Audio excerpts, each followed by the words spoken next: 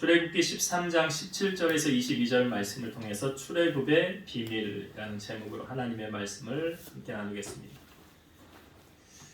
여러분 잘 아시는 찬송 가운데 나의 갈 길 다가도록 예수 인도하시니 내 주 안에 있는 긍휼 어찌 의심하리요. 믿음으로 사는 자는 하늘 위로 받겠네. 무슨 일을 만나든지 만사형통하리라. 무슨 일을 만나든지 만사형통하리라. 그럼 우리의 가는 길을 누가 인도하십니까? 여러분들의 가는 길을 누가 인도하시죠? 욥기 23장 10절 그러나 내가 가는 길을 그가 아시나니 그가 나를 단련하신 후에는 내가 순금같이 되어 나오리라. 우리의 가는 길을 누가 아신대요? 하나님 아신다고 그러죠. 시편 37편 5절 6절 내 길을 여호와께 맡기라. 그를 의지하면 그가 이루시고 내 의를 빛같이 나타내시며 내 공의를 정오의 빛같이 하시리로다. 우리의 길을 여호와께 맡기라 그랬죠. 왜 그렇습니까? 우리의 가는 길이 내가 우연히 가는 길이 아니에요. 하나님의 인도하심에 맡길 때 하나님이 인도하신다는 거죠. 찬송가 우리가 조금 전에 찬송했습니다. 324장 찬송 거기 가사 보면 예수 나를 오라 하네 예수 나를 오라 하네 어디든지 주를 따라 주와 같이 가려 하려네. 주의 인도하심 따라 어디든지 주를 따라 주와 같이 가려네. 여러분 이 고백처럼 사는 거 그렇게 녹록지는 않습니다. 평안한 곳, 안락한 곳, 넓은 시온의 대로 푸른 풀밭 쉴만한 물가로 인도하면 쉽게 따라갈 수 있어요. 그러나 좁은 길로, 험한 산으로, 바다 끝으로, 사자굴로, 풀무불로 인도하시면 우리는 어떻게 하겠습니까? 그 길도 주님이 인도하시는 길이라고 한다면 우리는 가야 되겠죠.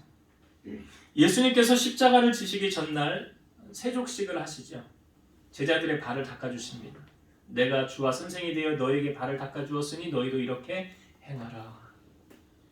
그리고 성찬식을 하시죠. 내 살을 먹고 내 피를 마시고 나를 기념하라.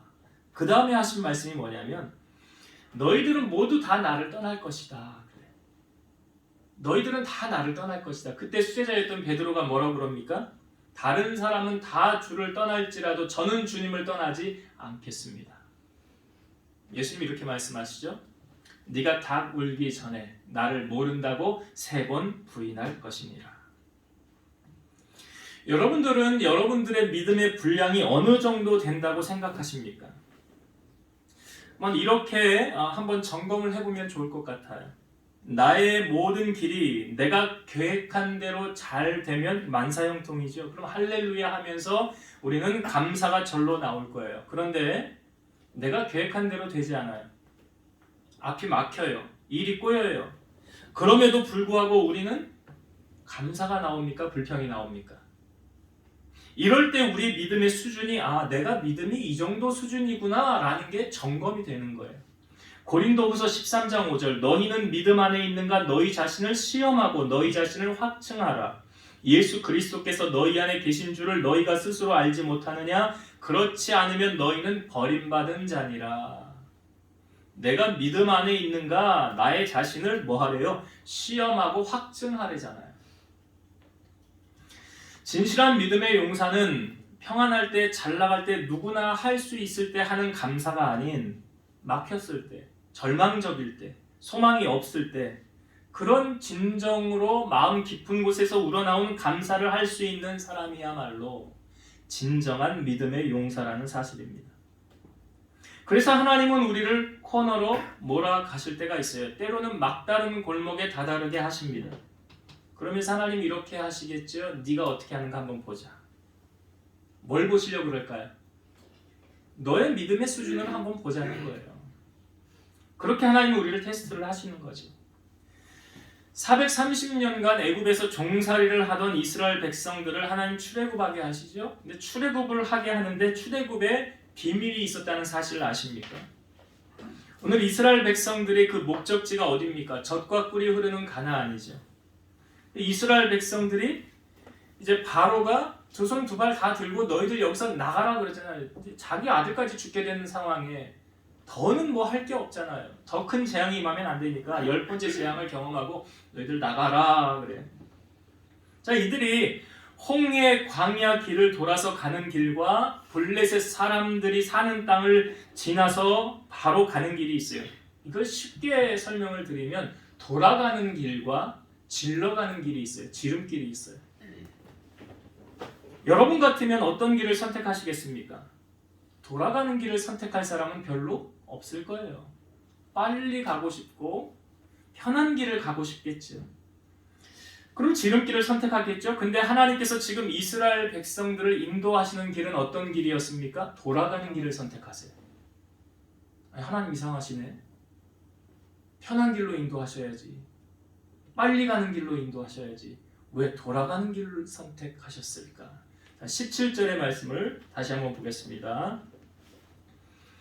바로가 백성을 보낸 후에 블레셋 사람의 땅의 길은 가까울지라도, 그러니까 그 가나안 땅으로 가는 그 길이 블레셋 땅으로 가면 가깝다는 거예요. 하나님이 그들을 그 길로 인도하지 아니하셨으니 그 블레셋 사람의 땅의 길로 하나님이 인도하지 않으셨다는 거예요. 그 길로 가게 하지 않으시고,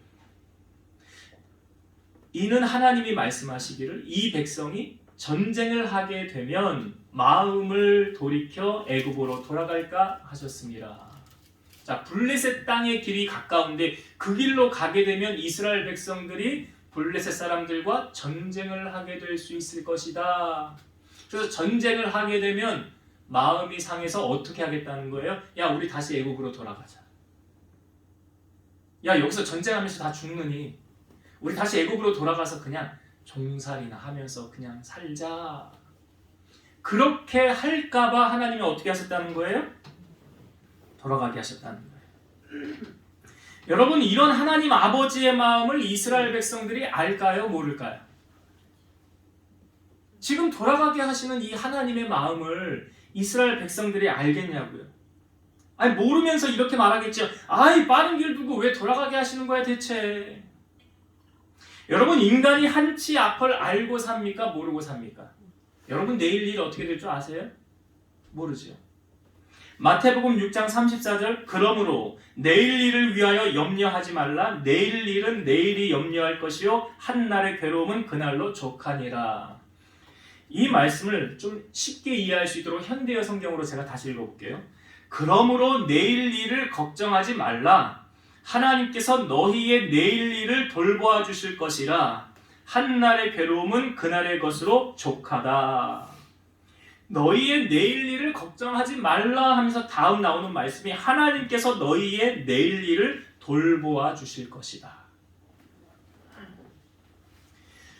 우리가 정말 하나님을 신뢰한다면, 아니 하나님이 나의 아버지라는 것을 우리가 믿는다면 여러분 이렇게 사셔야 돼요. 베드로전서 5장 7절, 너희 염려를 다 주께 맡기라. 이는 그가 너희를 돌보심이라. 이 말씀 원종원 집사님 뽑았던 말씀인데 기억을 하실래나 몰라요. 어떻게 해요? 너희 염려를 다 주께 맡기라 그랬잖아요. 왜요? 이는 그 주님이 우리를 돌보신대잖아요. 그 염려 가운데 사는 사람들은 말씀대로 사는 사람이 아니에요. 내가 정말 하나님의 말씀을 신뢰하고 이 말씀이 내 말씀이다라고 믿는다면 염려가 떠나가야죠.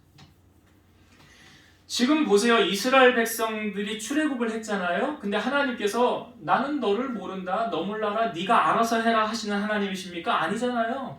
하나님은 어떻게 하십니까? 세밀하게 배려하면서 그들을 지금 인도하고 계시잖아요. 이스라엘 백성들은 아브라함의 후손이죠. 여러분, 이들이 지금 애굽에서 자리 잡고 살아갈 수 있도록 하나님께서 먼저 준비시켜서 보낸 사람이 누구죠? 요셉이죠. 요셉이에요. 요셉이 애굽의 총리가 됐죠. 하나님께서 요셉을 애굽에 이제 보내셔야 되는데 하나님이 어떤 방법으로 요셉을 애굽에 보내셨습니까? 잘 아시잖아요. 형들이 저 꿈꾸는 자원에 죽여버리자. 죽지 않죠. 생명 하나님 손에 있으니까. 죽여 뭐하냐? 제 애굽에 팔아버리자 총으로. 그래서 은 20냥의 애굽으로 팔려가잖아요. 요셉이 잘못한 게 하나도 없죠. 그럼에도 불구하고 종으로 팔려갔죠. 종살이 하다가 억울한 누명 쓰고 감옥에 들어갔죠. 요셉이 17세 애굽으로 팔려갔어요. 성경에 보면 이제 요셉이 정말 그 내일 일을 알 수 없는 그런 인생이 펼쳐지잖아요. 낯선 나라에 종살이하죠. 그 보디발의 아내가 유혹하는데 누명 쓰고 감옥에 들어가죠. 평생 감옥에서 살다가 그 생에 마감해야 될지도 모르는 요셉의 인생 아닙니까? 근데 하나님은 어떻게 하세요? 바로 왕의 꿈을 꾸게 하죠. 아무도 해석 못하죠. 그때 술 맡은 관원장이 그 감옥에서 요셉이 꿈 해석해 준 거 기억나게 하잖아요. 사실은 술 맡은 관원장이 바로 요셉이 꿈 해석해 줬을 때 그 술 맡은 관원장의 머리에서 요셉의 생각을 지워버리죠. 하나님이. 그러니까 하나님 별거 다 하세요. 머릿속에서 생각도 지워버리신다고요. 요셉의 생각도. 왜요? 그때 요셉 나가면 안 되거든요. 아직 하나님의 계획이 아직 아니거든요. 근데 술 맡은 관원장이 고맙다고 요셉아 너 나와라 하면 안 되는 거예요. 거기 감옥에 더 있어야 되는 거예요. 그래서 만 2년 동안 있다가 바로가 꿈꾸고 아무도 해석 못할 때 그때 술 맡은 관원장의 머리에서 요셉 생각이 하나님 나게 하신 거잖아요. 요셉 꺼내가지고 바로왕 앞에 서서 꿈 해석하고 난 다음에 지혜로운 사람을 세워서 나라를 통치하게 하소서. 그러니까 자기 반지 빼주면서 요셉아 네가 나라 다스려라. 요셉이 총리가 된 거 아닙니까? 그리고 7년 동안 풍년이 있고 그 뒤로 7년이 흉년이 있는데 그 2년 흉년 2년 만에 곡식이 애굽에 있다는 소식을 듣고 사람들이 다 곡식을 사러 요셉의 형들 10명이 오잖아요. 요셉 앞에 머리를 꾸벅 숙이지 않습니까? 형들인 줄 다 알면서 정탐꾼이라고 그러면서 형 한 명을 여기 잡아놓고 보내서 식량을 주고 베냐민 데려와라 그러죠. 자기 동생. 근데 아버지가 베냐민을 쉽게 안 놓잖아요. 야곱이. 자기하고 이 베냐민하고 생명이 결탁됐다고 그러잖아요. 하나라고. 얘 죽으면 나 못 산다고. 근데 야곱이 어쩔 수 없이 식량이 다 떨어지고 코너로 몰아가니까 어쩔 수 없이 베냐민을 놓게 되죠. 그 다음에 야곱이 하나님께 도움을 구해. 하나님이 너희를 인도하길 원하노라. 하나님이 그 사람 앞에서 은혜 베푸길 원하노라. 그 사람이 누구냐면 요셉이잖아요. 야곱은 몰랐어요. 그러니까 내려놓으니까 하나님 일하시는 거 아니에요? 베냐민 내 것처럼 집착하고 잡고 있으니까 일이 안 되는 거였는데 내려놓으니까 하나님의 더 큰 은혜와 복이 거기 보였잖아요. 잃었던 요셉까지도 다시 만나게 되잖아요. 이 요셉이 나중에 형들이 왔을 때 이제 자기의 신분을 밝히죠. 내가 요셉이라고. 그러면서 요셉이 그때 한 말이 뭐예요? 당신들이 나를 이리로 보냈다고 근심하지 마소서, 한탄하지 마소서. 하나님이 이 어려운 때에 우리를 구원하시려고 나를 당신들보다 먼저 보내셨습니다. 그러니까 요셉은 누가 나를 보냈다고 그래요? 형들이 보냈다고 얘기하지 않잖아요. 근데 그 당시에는 요셉이 그것을 겪을 때는 이해가 됐어요? 하나님이 하시는 일이? 안 됐죠. 세월이 지나고 나보니까 하나님이 하신 일이구나. 그러니까 지금 이스라엘 백성들이 출애굽을 해서 돌아가게 된 것도 우리 왜 돌아가게 만들어? 빨리 가면 좋은데? 지름길이 있는데? 왜 하나님 이렇게 하시는 거야? 라고 우리가 말할 수 있잖아요. 근데 그것은 하나님의 뜻을 잘 모르기 때문에 하는 말이에요. 지금 하나님의 세심한 배려가 보이지 않습니까? 여러분 기억하세요. 어떠한 상황에서도 하나님께서 우리의 손을 놓고 있지 않다는 사실. 지금 돌아가는 것 같지요? 어려운 것 같지요? 더 고난을 겪어야 되는 것 같지요? 그런데 나중 돌이켜보면 이 모든 것이 하나님의 계획과 섭리 안에 있다는 것을 우리는 잊어서는 안 돼요. 우리가 하나님의 자녀가 된 이상 하나님께서 우리의 모든 삶을 책임져 주신다는 확신과 믿음을 가지고 살아가야 되는 거예요. 자, 이스라엘 백성들이 이제 가까운 길을 두고 돌아가는 길을 선택하게 됐어요. 선택은 사실 하나님이 하시는 거죠. 하나님이 광야 길로 이제 이들을 인도하시는데, 자, 지도자 모세가 나올 때에 가지고 나온 게 있어. 오늘 성경에 보니까 뭘 가지고 나왔습니까? 자, 요셉의 유고를 가지고 나오게 돼요. 자, 이 부분은 성경을 좀 봅시다. 19절 볼게요. 모세가 요셉의 유고를 가졌으니 이는 요셉이 이스라엘 자손으로 단단히 맹세하게 하여 이르기를 하나님이 반드시 너희를 찾아오시리니 너희는 내 유고를 여기서 가지고 나가라 하였음이더라. 모세가 요셉의 유고를 가졌다 그랬죠. 지금 요셉이 죽은 지 얼마 됐냐면 이스라엘 백성들이 지금 애굽에서 종살이를 몇 년 하고 출애굽을 했다고 성경은 말합니까? 430년이죠. 이 430년을 정확하게 계산을 해보면 요셉의 나이 30살부터 시작한 걸로 이제 해석이 돼요. 요셉의 나이 30살을 기점으로 해서 이스라엘 백성들이 종살이를 한 거라. 그러니까 요셉이 죽었을 때가 이제 BC 1800년이에요. BC 1800년이고 지금 출애굽을 한 시점이 언제냐면 1450년이에요. 그럼 세월이 얼마나 흐른 겁니까? 거의 많은 세월이 흘렀죠. 그 많은 세월이 흘렀는데 지금 지도자 모세가 출애굽을 하면서 요셉의 유고를 가지고 나오게 된 거죠. 그럼 그 요셉의 유고를 가지고 나가라라고 누가 말했다는 거예요? 누가 부탁을 한 겁니까? 요셉이 부탁한 거잖아요. 그렇죠? 요셉은 그러면 이스라엘 백성들이 애굽에서 출애굽을 할 것을 알고 있었다는 거예요? 모르고 있었다는 거예요? 알고 있으니까 내 유고를 가지고 나가라고 그런 거잖아요. 자, 이 부분을 요셉이 직접 얘기한 걸 한번 봅시다. 창세기 앞으로 좀 넘기셨어요. 창세기 50장 마지막 장인데 창세기 50장 24절 25절 보겠습니다. 이거 요셉이 직접 한 말이거든요. 자, 창세기 50장 24, 25절 읽습니다. 요셉이 그의 형제들에게 이르되 나는 죽을 것이나 하나님이 당신들을 돌보시고 당신들을 이 땅에서 인도하여 내사 아브라함과 이삭과 야곱에게 맹세하신 땅에 이르게 하시리라 하고 요셉이 또 이스라엘 자손에게 맹세시켜 이르기를 하나님이 반드시 당신들을 돌보시더니 당신들은 여기서 내 회고를 메고 올라가겠다 하라 하였더라. 24절에 보면 그 아브라함과 이삭과 야곱에게 맹세하신 땅, 적과 꿀이 흐르는 가나안 땅이잖아요. 그 땅으로 하나님께서 인도하신다라고 말하고 있죠. 그리고 하나님이 인도하실 때 내 해골을 여기서 메고 올라가라라고 요셉이 지금 부탁을 하고 있는 거예요. 그리고 요셉은 110세에 죽어요. 그리고 세월이 많이 지난 몇백 년이 지난 뒤에 이 출애굽을 하면서 요셉의 유고를 지금 가지고 나오게 된 거 아닙니까? 자, 그러면 요셉은 우리가 여기 애굽에서 출애굽을 할 거다라는 걸 어떻게 알았을까요? 요셉은 어떻게 우리 여기 지금 애굽의 고센이라는 지역에 있는데 여기 있다가 우리 나중에 다시 출애굽을 할 거야 라는 것을 요셉은 어떻게 알았죠? 자, 창세기 48장 21절 봅니다. 창세기 48장 21절 이스라엘이 요셉에게 이르되 여기 이스라엘은 누굽니까? 야곱이에요. 예, 이 야곱의 이름이 이스라엘로 바뀌어졌죠. 그 하나님과 씨름해서 너 이름을 이제 야곱이 아니라 이스라엘로 하라 바꿔줬잖아요. 야곱 강가에서. 그래서 여기 이스라엘이 요셉에게 이르되 야곱이 요셉에게 이르되 또 이르되 나는 죽으나 하나님이 너희와 함께 계시사 너희를 인도하여 너희 조상의 땅으로 돌아가게 하시려니와. 지금 애굽에 있는 거예요. 그러니까 제가 앞부분에 말씀드린 요셉이 총리가 되어서 이스라엘 백성 아브라함의 후손들 다 오게 했지요. 70명.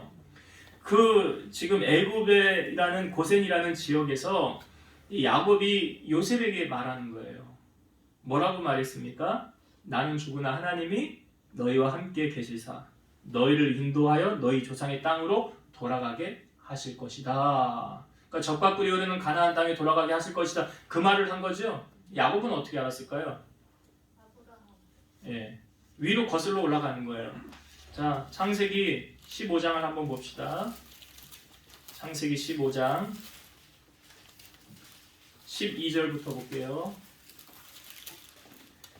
창세기 15장 12절부터 있습니다. 해질 때에 아브라함에게 깊은 잠이 임하고 큰 흑암과 두려움이 그에게 임하였더니 여호와께서 아브라함에게 이르시되 너는 반드시 알라 내 자손이 이방에서 객이 되어 그들을 섬기겠고. 여기 이방 어디 말하는 거예요? 애굽이죠. 예, 애굽에서 객이 되어 그들을 섬기겠고 그들은 400년 동안 내 자손을 괴롭히리니 그들이 섬기는 나라를 내가 징벌할지며 그 후에 내 자손이 큰 재물을 이끌고 나오리라. 너는 장수하다가 평안히 조상에게 돌아갈 것이요 내 자손은 4대 만에 이 땅으로 돌아오리니 이는 아무리 족속의 죄악이 아직 가득 차지 아니함이니라.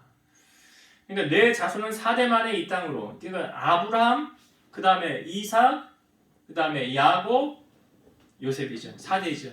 요셉이 4대잖아요. 4대째 만에 이 땅 애굽으로 가서 거기서 하나님이 아브라함의 후손들을 다 자리 잡게 하신 거 아닙니까? 여기 다 예견되어져 있는 거잖아요. 아브라함을 통해서.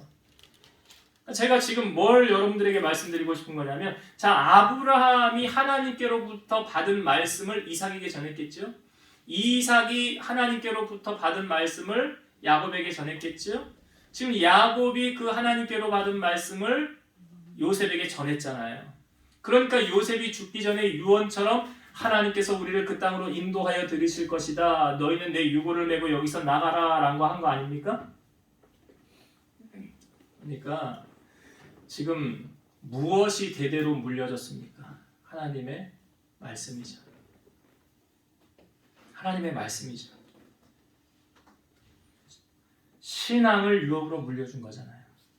단언컨대 신앙보다 더 귀한 유산은 없습니다. 이사야 26장 3절 주께서 심지가 견고한 자를 평강하고 평강하도록 지키시리니 이는 그가 주를 신뢰함이니이다. 여러분, 주님을 신뢰한다는 건 말씀을 신뢰하는 거예요. 시편 119편 105절 주의 말씀은 내 발의 등이요 내 길의 빛이니이다. 시편 119편 50절 이 말씀은 나의 고난 중에 위로라 주의 말씀이 나를 살리셨기 때문이다. 무엇이 나를 살렸대요? 말씀이.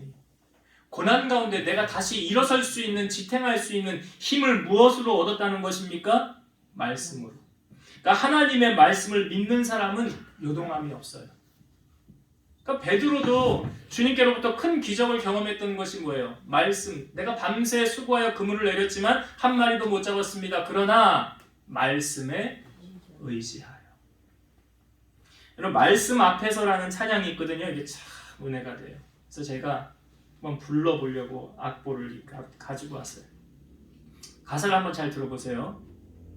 말씀 앞에서 경외함으로 주께 홀로 섭니다. 생명의 말씀 읽고 순종해 주를 예배합니다. 기록된 말씀 힘이 있어서 진리로 우리를 거룩해 하며 거룩한 말씀 세세 영원히 복음이 되어 말씀하시네. 하나님 말씀에 두려워 떠는 자 그 말씀에 생명을 거는 자 한 사람 찾으시는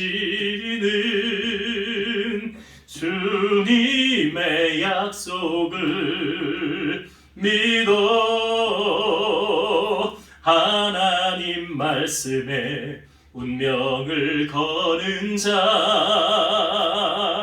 순종하며 주 따라가는 자 영원한 하나님 나라 이뤄갈 주의 교회여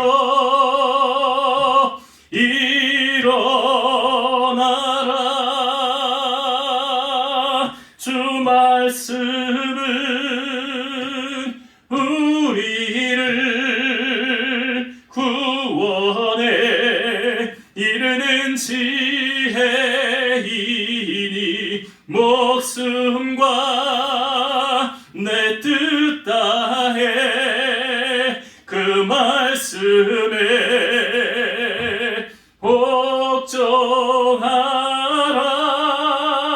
복종하라. 하나님 말씀에 두려워 떠는 자 그 말씀에 생명을 거는 자 한 사람 찾으시는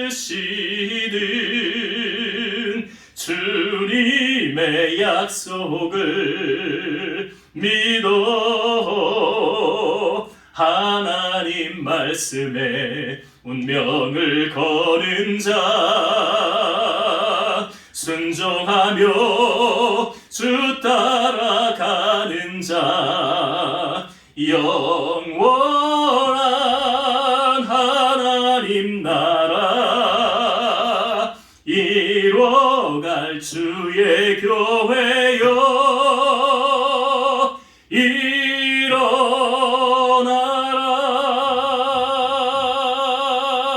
일어나라. 할렐루야. 네.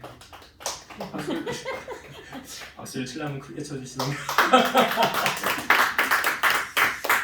가사에 참 은혜가 됩니다. 하나님 말씀에 운명을 거는 자, 그 말씀에 복종하는 자, 그 한 사람을 하나님이 찾으신대잖아요. 그를 통해 하나님 일하신대잖아요. 여러분 지금 요셉이 그냥 한 말 같지만 아니죠. 아브라함, 이삭, 야곱, 요셉. 무엇이 흘러내려갔습니까? 신앙의 유산이 흘러내려갔어요. 가장 귀한 게 뭐예요? 신앙이에요. 왜 그것이 가장 귀합니까? 그 신앙을 붙잡으면 누가 그 사람 인생 책임집니까? 그래요. 하나님이 책임지는 인생, 얼마나 행복한 인생입니까? 여러분 우리는 무엇을 붙들고 삽니까? 돈입니까? 권력 붙들고 삽니까? 사람, 혈육 의지하며 삽니까? 우리는 오늘 이 말씀을 통해서 하나님 한 분만으로 만족하는 그런 삶을 살아가는 우리 성도들 되시길 주의 이름으로 축원드립니다. 아멘. 여러분 지금 오늘 말씀에 보면 하나님께서 이스라엘 백성들을 출애굽하고 인도하는 과정 속에 지금 누가 이들의 가는 길을 인도하고 있습니까? 자, 오늘 본문으로 다시 돌아와서 21절과 22절을 한번 다시 보겠습니다. 21절, 22절 여호와께서 그들 앞에서 가시며 낮에는 구름 기둥으로 그들의 길을 인도하시고 밤에는 불 기둥을 그들에게 비추사 낮이나 밤이나 진행하게 하시니 낮에는 구름 기둥, 밤에는 불 기둥이 백성 앞에서 떠나지 아니하니라. 자, 지금 누가 이들의 가는 길을 인도하고 있어요? 그렇죠. 하나님이 인도하고 있어요. 하나님이 인도하시니까 얼마나 든든하겠습니까? 두려울 게 뭐가 있겠어요? 가장 높으신 그분 창조자, 나의 구원자, 그분께서 내 가는 길을 인도하고 계신다고 한다면 두려워할 이유가 없죠. 여러분 우리가 정말 믿고 의지할 대상은 그 에레미야 선지자를 통해서도 우리에게 말씀해 주셨지만 사람을 믿고 혈육을 의지하면 저주를 받을 것이나 여호와를 의지하는 자는 물가에 심기운 나무와 같이 하나님의 복을 받는다고 그러잖아요. 엘리야 시대에 이런 일이 있었습니다. 그 아람 군대가 사마리아 성을 에워싸게 됐어요. 그러니까 성 중에 있는 사람들이 밖으로 나가지 못하는 거예요. 그러니까 당연히 어떻게 될까요? 물가가 귀해지고 돈의 가치는 하락하게 되는 거예요. 어느 정도로 어려웠느냐? 이 왕이요 지나갈 때 한 여인이 왕에게 가서 이런 이야기를 합니다. 저 여인이 우리 이웃에 사는 여인인데 나에게 야, 네 아들을 내놓아라. 오늘은 우리가 네 아들을 삶아서 먹고 내일은 내 아들을 삶아서 먹자. 이게 성경에 있는 이야기, 제가 꾸민 이야기가 아니에요. 그러니까 그 어느 정도로 어려웠는지를 우리에게 보여주는 거죠. 그래서 내 아들을 삶아 먹었습니다. 그리고 다음날 이제 네 아들 내놔라 그랬더니 이 여인이 자기 아들을 숨기고 내놓지를 않는 것입니다. 이 말을 들으니까 왕이 얼마나 마음이 아팠겠어요. 그 왕이 한 말이 이거예요. 여호와께서 너를 돕지 아니하면 내가 무엇으로 너를 돕겠느냐. 아니 왕이 고작 한다는 말이 여호와께서 너를 돕지 않으면 나도 너를 도울 수 없느니라. 누구를 의지하라는 거예요? 너 하나님을 의지해야지. 나도 너 못 돕는다.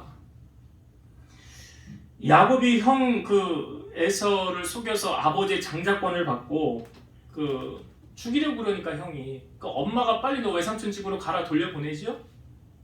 그러니까 돌려가서 거기서 라헬을 만났는데 너무 마음에 드는 거예요. 알고 보니까 또 외삼촌의 둘째 딸이었어요. 외삼촌에게 가서 외삼촌 내가 당신 이 둘째 딸 라헬을 위해서 7년 동안 월급 하나도 받지 않고 내가 무일푼으로 일하겠습니다. 7년이 딱 됐어요.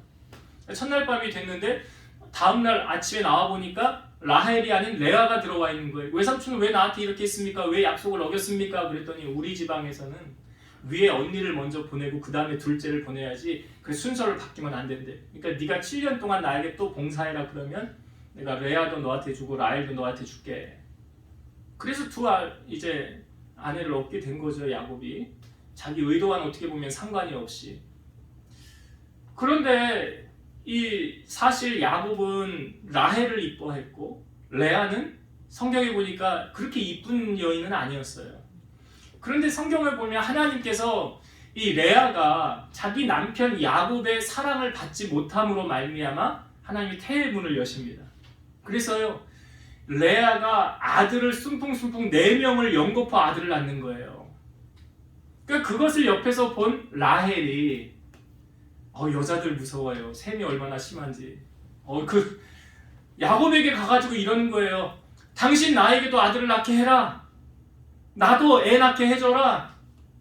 아니 언니는 말이야 4명이나 애를 이렇게 숨풍숨풍 낳는데 나는 뭐야? 왜 이렇게 하나도 아이가 없는 거야?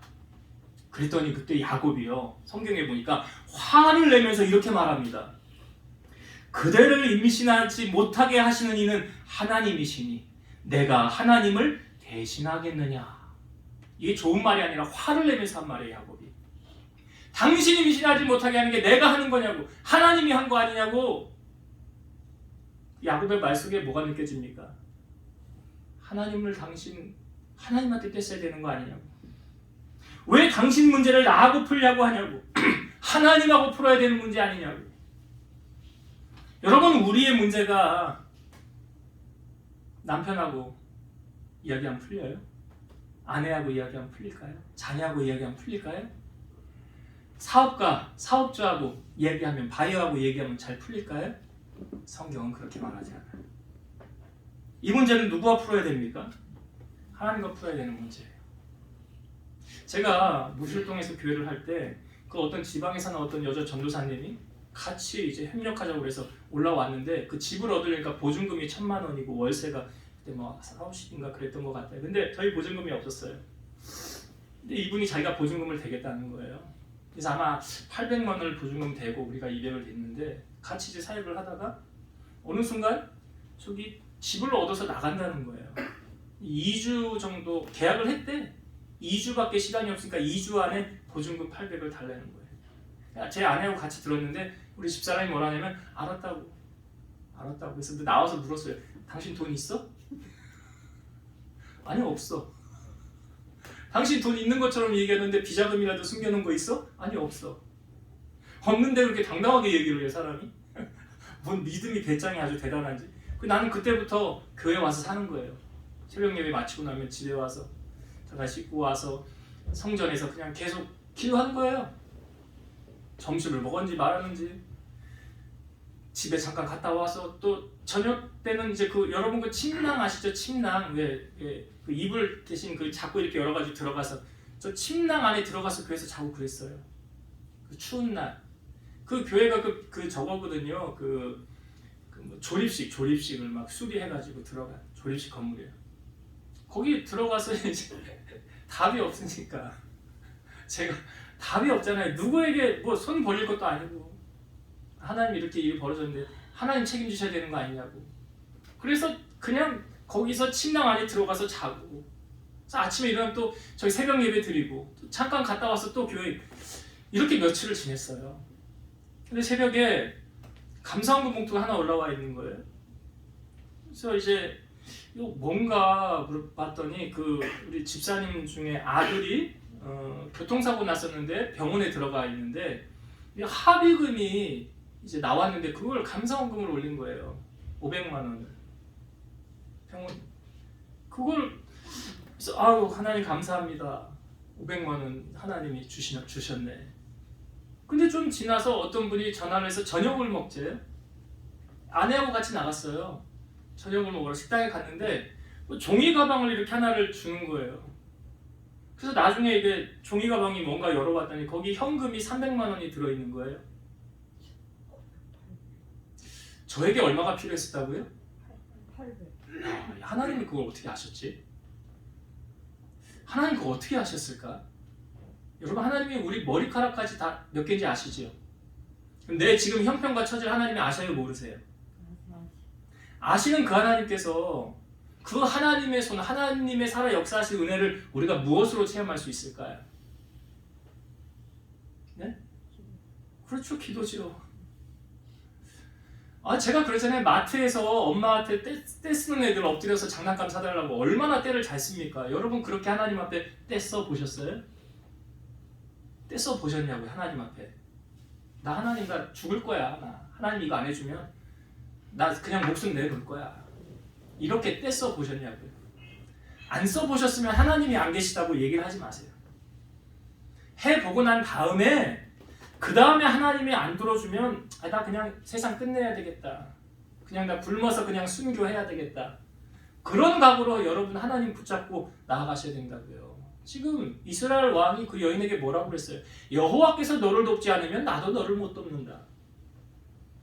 여러분 목회자에게 와서 사실 그 도와달라고 하는 거는 뭘 도와달라고 해야 됩니까? 목사님한테. 그렇죠. 목사님 나 이 문제로 기도해 주세요. 나 이 문제로 기도해 주세요. 그럼 목사님 기도 안 해요? 저는요 누구보다 우리 교인들이 잘 되기를 바라는 사람이에요. 누구보다. 제가 오후 예배 때는 이제 그 말씀을 주제로 좀 더 말씀을 나누려고 하는데, 여러분 우리의 삶에 어떤 문제든 하나님 반드시 알고 계세요. 시편 121편 1절과 2절 내가 산을 향하여 눈을 들리라. 나의 도움이 어디서 올까? 나의 도움은 천지를 지으신 여호와에게서로다. 여러분의 도움 어디서 온다고요? 사람이요? 권력자요? 돈 많은 사람이요? 아니래잖아요. 성경이 뭐라고 말하고 있어요? 나의 도움이 어디서 올까? 우리 권사님 뽑은 말씀이에요. 그래, 그죠? 나의 도움이 어디서 올까? 여러분 하나님 앞에 엎드리세요. 거기 답이 있습니다. 지금 이스라엘 백성들을 누가 인도하고 있습니까? 하나님이. 어떻게 해요? 구름 기둥과 불 기둥으로. 하나님 인도하고 있잖아요. 시편 146편 5절 이 말씀 읽고 말씀 마칠게요. 야곱의 하나님을 자기의 도움으로 삼으며 여호와 자기 하나님에게 자기의 소망을 두는 자는 복이 있도다. 한 주간 묵상할 말씀이에요. 여러분의 도움 누구라고요? 이제 말씀을 정리하고 마치겠습니다. 여러분 때로는 우리의 인생에 만사형통 같은 일이 안 일어나요? 돌아가는 것 같아요? 그럼에도 불구하고 그 길을 누가 인도하고 계신다고요? 하나님이. 우리 그걸 신뢰하면 돼요. 하나님이 지금 인도하고 계시는데 하나님 더 좋게 하실 거야. 오늘 이스라엘 백성들 돌아가게 하시는 거는 블레셋과 만나면 전쟁하게 되면 어떻게 된대요? 마음을 상하고 다치게 되어서 다시 애굽으로 돌아갈까 함이라. 하나님 그것까지 아시고 세밀하게 인도하시는 거 아닙니까 지금? 때로는 안 되는 것도 은혜지요. 그러니까 하나님의 인도하심을 볼 수 있는 눈이 열려져야 되는 거예요. 요셉 얘기했잖아요. 애굽으로 팔려갈 때 그때 얼마나 슬펐겠어요. 얼마나 집에 가고 싶었겠어요. 그런 나중에 보니까 하나님의 놀라운 은혜가 거기에 있었다는 것을 요셉이 말하잖아요. 그러니까 우리는 하나님의 인도하심을 신뢰하고 나아가는 자가 되어야 되고, 두 번째, 요셉이 지금 이제 모세가 출애굽을 할 때 요셉의 유고를 가지고 나갔다는 것은 요셉은 나중에 출애굽할 걸 알았다는 거잖아요. 몇백 년 뒤에 일어날 사실을. 그는 어떻게 요셉이 알게 됐느냐? 야곱이 말해줬죠. 야곱은 이삭이 말해줬을 거 아니에요. 아브라함은 이삭에게 말해줬을 거 아니에요. 무엇이 가장 중요합니까 여러분? 신앙으로 키워야 돼요. 말씀보다 귀한 거 없어요. 하나님이 그 인생 만나주면 누가 책임진다고요? 하나님 책임진다고요. 이것보다 더 귀한 게 어디 있어요? 그러니까 신앙으로 가르치고 바른 길을 갈 수 있도록 인도해줘야 되는 게 맞아요. 부모의 사명은 사실은 그거예요. 그래서 신앙의 유업으로 전해주시고, 마지막으로 그들의 가는 길을 누가 인도하고 계십니까? 하나님이 인도하고 계시죠? 낮에는 구름 기둥, 밤에는 구름. 이 사실을 통해서 우리에게 주는 메시지 뭐예요? 우리가 의지해야 할 대상은 누구밖에 없어요. 여러분 눈을 딴 데다 팔지 마시고 다른 데 눈을 돌리지 마시고 여러분들의 눈은 어디로 향해야 될까요? 어디로 향한다고요? 하늘을 향해. 사방이 막혀 있어도 열려 있는 곳이 있어요. 어디가 열려 있어요? 하늘은 열려 있어요. 사방이 막혀 있어도 하늘은 열려 있어요. 하나님을 향하여 기도하며 나아가면 그 하나님 가만히 계시지 않습니다. 반드시 하나님이 살아 역사하시는 것을 보여주신다고, 나타내 주신다고. 그래서 문제가 생기면 금식 기도를 하시든 작정 기도를 하시든지 하나님 응답해 줄 때까지 나 이거 한번 해보리라. 그러면서 믿음이 견고해지고 하나님 만나는 거 아니에요? 그런 은혜가 임하게 되기를 주의 이름으로 축원드립니다. 기도하시겠습니다. 살아서 역사하시는 하나님 감사합니다. 이스라엘 백성들의 가는 길을 하나님이 돌아가게 하셨지만 그것도 하나님의 선한 계획이 있었고 하나님께서 저들 삶 가운데 인도자가 되어주셨다는 것은 하나님만이 우리의 도움이시라는 것을 고백하게 하셨습니다. 우리 사랑하는 성도들의 믿음이 어려운 상황 속에 더욱 견고해지게 하시고 하나님을 의지하고 하나님을 만나는 그런 축복의 기회가 되게 하여 주옵소서. 무엇보다 우리가 신앙 안에 바로 세워지게 하시고 신앙의 유산을 물려줄 수 있는 그런 거룩한 믿음의 선배들이 되게 하셔서 믿음의 가문을 세워갈 수 있는 성도를 되게 하옵소서. 예수님 이름으로 감사하며 기도드리옵나이다. 아멘.